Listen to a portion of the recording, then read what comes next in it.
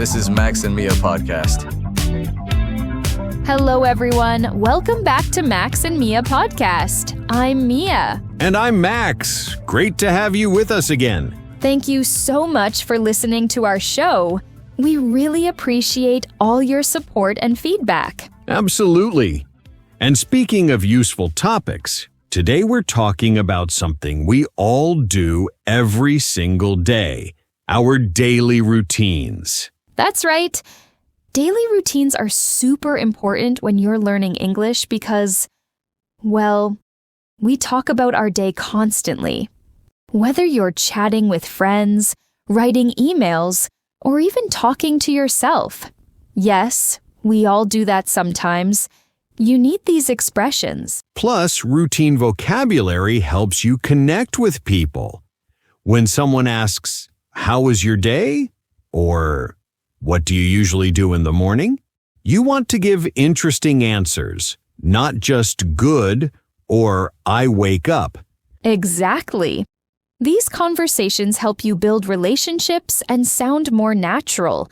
So today, Max is going to walk us through his typical day, from the moment he opens his eyes until he goes to bed. I'm ready, though I have to warn you, my routine might be more exciting than you think. Or maybe not. We'll be the judge of that. All right, Max, let's start from the very beginning. Take us through your morning.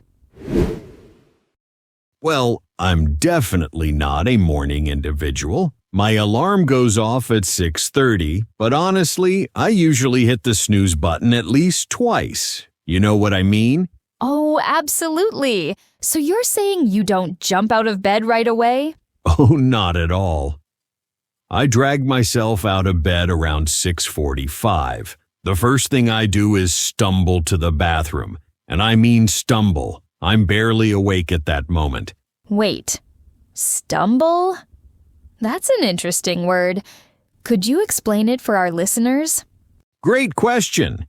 When you stumble, you walk in an unsteady way, like you might fall. For example, after staying up all night, I stumbled to the kitchen for coffee. It shows you're tired or not walking normally. Thanks. That's very clear. So what comes next in your bathroom routine? I splash cold water on my face. That usually wakes me up. Then I brush my teeth and wash up quickly.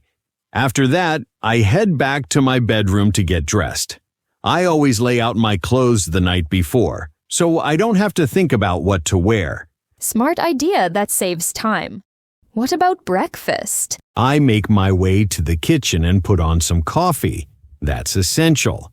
While the coffee is brewing, I usually whip up something simple. Maybe scrambled eggs with toast, or sometimes just cereal with fruit. Wait, whip up. That's another useful expression, right? Exactly. To whip up something means to make it quickly and easily. Like, I whipped up a sandwich for lunch, or she whipped up a delicious salad in 5 minutes. It's very common when talking about cooking. Love it. And do you eat at home or take your breakfast to go? I always sit down and eat at home. I think it's important to start the day calmly, you know? I check my messages while having breakfast and go over my schedule for the day. Sometimes I catch up on the news or listen to music. That sounds relaxing. What about getting ready to leave? After breakfast, I grab my things and head out. But first, I make sure I turn off all the lights and lock up the house. I usually leave around 8:15 to avoid the worst traffic. Do you walk or drive to work? I drive, but sometimes when the weather is nice, I walk to the bus stop instead. It takes longer, but I enjoy the fresh air. Plus, I can listen to audiobooks or music during the bus ride. That's a great way to make your commute more enjoyable. Now, commute might be new for some listeners. Right. Your commute is your daily journey to and from work. So I could say, my commute takes 30 minutes, or I have a long commute every day. It's both a noun and a verb. I commute by train, for example. Excellent. So, you arrive at work around what time? Usually around 8:45 or 9, depending on traffic. The first thing I do when I get to the office is switch on my computer and check my emails. I also grab another cup of coffee from the break room. I know, I drink too much coffee. No judgment here. Many individuals need their morning coffee. Do you have any meetings first thing in the morning? Sometimes, if I do, I review my notes beforehand. If not, I dive into my most important tasks right away. I find I'm most focused in the morning, so I tackle the difficult stuff first. Dive into and tackle. More great expressions. Could you break those down? Sure. Dive into means to start something with enthusiasm and energy. Like, I dove into the new book and couldn't stop reading. And tackle means to deal with something difficult or challenging. For example, let's tackle this math exercise together. Or I need to tackle my messy closet this weekend. Those are really useful for talking about work and daily activities. So by mid-morning, you're fully awake and active? Definitely. By 10 a.m., I'm completely switched on and ready for anything. The morning coffee has kicked in and I'm in my groove. In your groove. I love that expression. It means you're working well and feeling confident, right? Exactly. When you're in your groove, everything feels natural and easy. You're working at your best. Athletes use this expression a lot. For example, the tennis individual was really in her groove during the match. Wonderful. So that brings us to the end of your morning routine. It sounds like you have a good system worked out, even though you're not naturally a morning individual. That's right. Now, let me tell you about my afternoon. This is where things get interesting. Around noon, I start thinking about lunch. I'm one of those individuals who gets really hungry around midday, so I can't just skip it or push it back too much. What I usually do is wrap up whatever task I'm working on. I don't like to leave things hanging in the middle. Then I shut down my computer and either head out to grab something nearby or go to the cafeteria if I'm staying in the building. Sometimes I bring lunch from home, but honestly, I'm not great at meal management.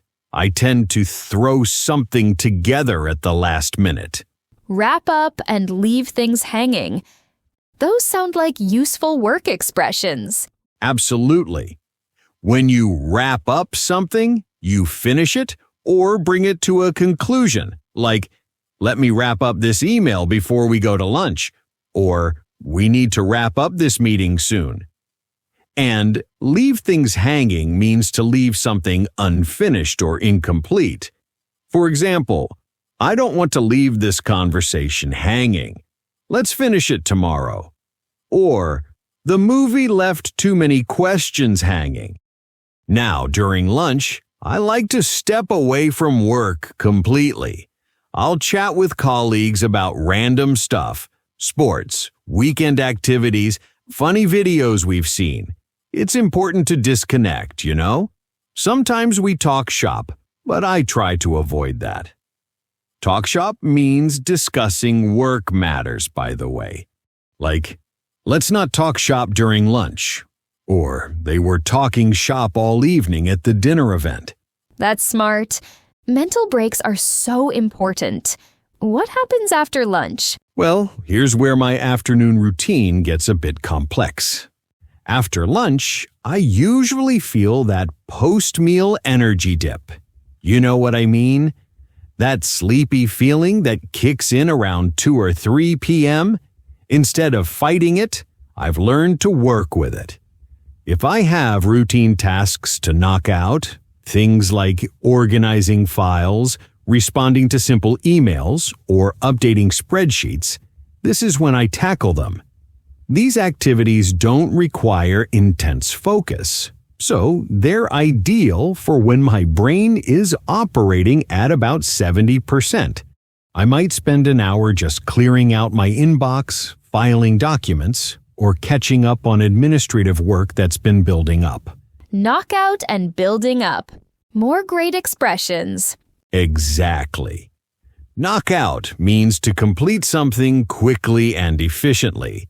It's pretty casual. I might say, I need to knock out these invoices before I leave, or let's knock out this cleaning and then relax. And when something is building up, it means it's accumulating or increasing gradually. Like, stress has been building up all week, or snow is building up on the road. Now, around 3:30 or 4 p.m., something interesting happens. My energy comes back. This is actually my second wind of the day. I use this time for more creative or challenging work. Maybe I'll brainstorm ideas for a new venture, work on something that requires concentration, or dive deep into analysis that I couldn't handle right after lunch. Second wind. That's a fascinating expression. What does it mean exactly? Great question. Your second wind is when you suddenly get energy again after feeling tired. It's like getting a burst of renewed strength. Athletes use this term a lot. The runner got her second wind in the final mile. In daily life, you might say, I got my second wind around 4 p.m. and finished all my tasks, or after that coffee break, I caught my second wind. During this productive time, I also try to plan ahead for the next day. I'll jot down my main goals, check my calendar for upcoming meetings, and make sure I'm not forgetting anything important. I found that spending 10 to 15 minutes organizing tomorrow saves me tons of time in the morning when my brain isn't fully functional yet. That's really wise time management. Do you have set times when you finish work? I try to stick to a schedule, but it depends on the day. Ideally, I log off around 5:30 or 6 p.m. Before I leave, I always do a quick sweep of my desk. I tidy up, put away loose documents, and make sure everything is organized for tomorrow. I can't stand coming back to a messy workspace the next morning. Then comes the commute home, which is usually more relaxed than the morning rush. Traffic is still busy, but I'm not stressed about being late anymore. If I'm driving, I might listen to a comedy show or some music. If I'm taking the bus, I use that time to unwind. Maybe I'll scroll through social media, read a few articles, or just watch the scenery go by. Log off, do a sweep, and unwind. You're full of useful expressions today. I guess I am. Log off is pretty straightforward. It means to sign out of your computer or finish work for the day. You could say, I'll log off at 6 p.m., or don't forget to log off before you leave. Do a sweep means to quickly check or clean an area thoroughly. Like, let me do a sweep of the house before the guests arrive, or the security guard does a sweep of the building every night. And unwind means to relax and release tension after a busy or stressful time. It's one of my favorite words. For example, I like to unwind with a good book. Or, how do you usually unwind after work? Once I get home, that's when my evening routine begins. But we'll save that for later. The key thing about my afternoons is learning to work with my natural energy levels instead of against them. Some days I feel like I could conquer the world at 4 p.m. Other days, I'm just trying to get through the basic tasks. The important thing is being flexible and not beating myself up if I'm not incredibly efficient every single moment. That's such valuable advice. Working with your natural rhythms instead of fighting them sounds much more sustainable and healthy. Thanks. Now, let's talk about evenings. This is honestly my favorite time of the day. When I walk through the door at home, the first thing I do is kick off my shoes and change into something comfortable. I can't stand being in work clothes a minute longer than necessary. I'll slip into some casual jeans or sweatpants and a t-shirt. It's like a mental switch. The workday is officially over. After changing, I usually spend a few minutes just settling in. I might check if there's any mail, water my indoor flowers if they need it, or just sit for a moment to transition from work mode to home mode. This little ritual really helps me separate my work life from my individual time. Kick off, settle in, and that mental switch idea, those all sound really natural. Exactly. Kick off literally means to remove shoes by kicking, but we use it casually all the time. Like, I can't wait to get home and kick off these uncomfortable shoes, or he kicked off his boots and relaxed on the couch. Settle in means to make yourself comfortable in a new environment or situation. You could say, "Let me settle in before we start the meeting," or "It took me a few weeks to settle into my new apartment." Now, depending on the day, my evening activities vary quite a bit. If it's a weekday and I'm feeling energetic, I might cook something from scratch. I love trying out new recipes. It's become a real hobby of mine. I'll browse through cooking websites or flip through cookbooks to find something interesting. Maybe I'll attempt a Thai curry one night, or try my hand at homemade bread another evening. But let me be honest. Some days I'm just wiped out, and that's when I fall back on simple options. I might heat up leftovers, make a quick pasta dish, or even order takeout if I'm really not feeling it. There's no shame in that. The important thing is not to stress about it. From scratch. Try your hand at, wiped out, fall back on. You're using so many great expressions. Oh, wow, you're right. Let me break those down. From scratch means making something completely from the beginning without using pre-made ingredients. Like, I made this cake from scratch, or she built her business from scratch. Try your hand at means to attempt something new or challenging. For example, I'm going to try my hand at gardening this spring, or he tried his hand at writing short stories. Wiped out means extremely tired or exhausted. It's very informal. After that long hike, I was completely wiped out, or the flu left me wiped out for days. And fall back on means to use something as a backup or alternative when your first choice doesn't work. Like, when the restaurant was closed, we fell back on pizza delivery. Or, I always fall back on my savings when unexpected costs come up. While I'm cooking or eating dinner, I usually put on some music or catch up on a TV show. I'm really into crime dramas right now. There's something about trying to figure out the mystery that helps me wind down from work. Sometimes I'll call my family or friends during dinner, especially if I haven't talked to them in a while. After dinner comes cleanup time, which I try not to drag out too long. I've learned that if I let dishes stack up, it becomes this huge chore that I dread. So I clean as I go when cooking, and I always wash everything right after eating. It takes maybe 15 to 20 minutes and then I'm done. No stress, no overwhelming mess the next day. That's smart. What about the rest of your evening? Well, this is where I have different modes depending on my energy level and what's going on. If I'm feeling social, I might meet up with friends for a drink or go to a movie. Sometimes we'll hang out at someone's apartment and just chat about life, work drama, or whatever's happening in the world.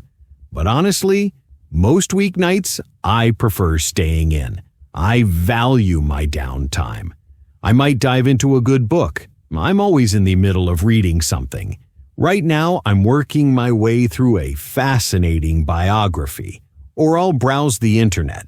Maybe watch some YouTube videos about topics I'm curious about. Or catch up on news and social media. I also try to use evening time for small individual ventures. Things I enjoy but don't have time for during busy work days. Maybe I'll work on learning a new language using an app, practice guitar for 20 to 30 minutes, or organize photos on my computer. These activities aren't urgent, but they make me feel like I'm growing as an individual. Drag out, stack up, hang out, work my way through. More excellent expressions. And I love how you balance social time with individual time. Thanks. Let me explain those quickly. Drag out means to make something last longer than necessary, usually in a boring or unpleasant way. Like, don't drag out the meeting. We all want to go home, or I hate it when goodbyes get dragged out. Stack up means to accumulate or build up in a pile. The bills are really stacking up on my desk, or snow was stacking up against the door. Hang out is super common. It just means to spend time together casually. Want to hang out this weekend? Or we hung out at the coffee shop for hours. Work your way through means to complete something gradually, step by step. I'm working my way through all of Shakespeare's works. Or she worked her way through the entire pizza by herself. As the night goes on, I start winding down for bed. Around 9:30 or 10 p.m., I begin my bedtime routine. I'll tidy up the living room quickly, put things back where they belong, fold the throw blanket, maybe load the dishwasher if I haven't already. Then I head to the bathroom to brush my teeth, wash my face, and get ready for bed. I always set out clothes for the next day. Remember I mentioned that earlier? This saves so much time and mental energy in the morning when I'm barely functioning. I also plug in my devices to charge and set my alarm. Before actually falling asleep, I like to read for 15 to 20 minutes in bed. It helps my brain transition from the day's activities to sleep mode. I avoid screens during this time because I've noticed they keep me more alert. By around 11 p.m., I'm usually ready to call it a night. Wind down. Call it a night. Such natural ways to talk about ending the day. Your evening routine sounds really balanced and thoughtful. Thank you. Wind down is just like unwind. It means to gradually relax and slow down. And call it a night means to decide to stop what you're doing and go to bed. Like, it's getting late. Let's call it a night. Or, after 3 movies, we finally called it a night. The key for me is having that flexibility. Some evenings I'm super productive, others I just want to relax completely. Both are okay. The important thing is listening to what I need and not forcing myself into a rigid schedule every single night. That was fantastic, Max. You've really given our listeners a complete look at how to talk about daily routines in English. From stumbling out of bed in the morning to calling it a night, we covered so many useful expressions. It was fun walking through a typical day. I hope our listeners noticed how we use tons of phrasal verbs. Those are so important for sounding natural in English. Things like wrap up, knock out, settle in, and wind down. These come up in conversations all the time. Absolutely. And I love how you showed that routines don't have to be rigid. Some days you cook from scratch. Other days you fall back on takeout. Some evenings you hang out with friends. Others you work your way through a good book. Real life is flexible. Exactly. The goal isn't to have an ideal routine. It's to be able to describe whatever your routine actually is. Whether you're a morning individual or a night owl, whether you meal manage or grab something quick, there are natural ways to talk about all of it. For our listeners, here's a quick challenge. Try describing your own daily routine using some of the expressions we covered today. Maybe record yourself or write it down. Focus on using phrasal verbs and don't worry about being ideal. Just be honest about what you actually do. Great idea. And remember, when someone asks about your day, you now have lots of ways to make your answers more interesting and detailed. Instead of just, I went to work, you can say, I tackled some challenging ventures in the morning, then caught up on emails after lunch. That's so much more engaging. Before we finish, let's quickly recap some key expressions from today. Max, what were your favorites? Oh, there were so many. I'd say second wind is really useful. Everyone experiences that burst of energy after feeling tired. Work your way through is great for talking about books, courses, or any long activity. And fall back on is excellent for describing backup choices we all make. I loved in your groove. Such a natural way to say you're working well. And whip up for quick cooking, dive into for starting enthusiastically, and call it a night for ending the day. These sound so much more natural than basic verbs. The beauty of these expressions is that once you start using them, they become automatic. You'll find yourself reaching for them naturally in conversations. Speaking of conversations, we'd love to hear about your routines. Send us your comments and tell us what your typical day looks like.